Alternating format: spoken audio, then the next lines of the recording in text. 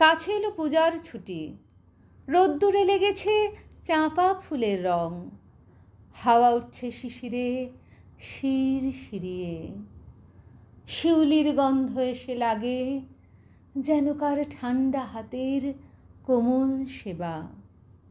আকাশের কোণে কোণে সাদা মেঘের আলস্য দেখে মন লাগে না কাজে। মাস্টারমশাই পড়িয়ে চলেন পাথুরে কয়লার আদিম কথা।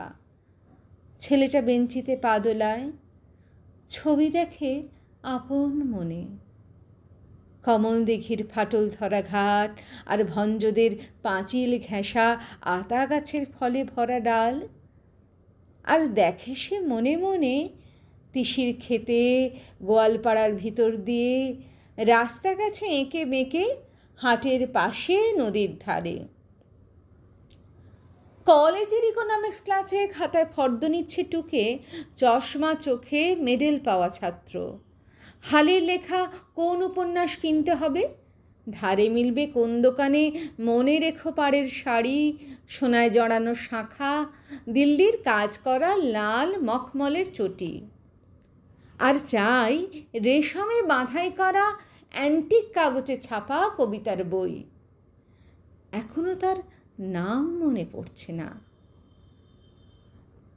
ভবানীপুরের তেতালা বাড়িতে আলাপ চলছে সরু মোটা গলায়।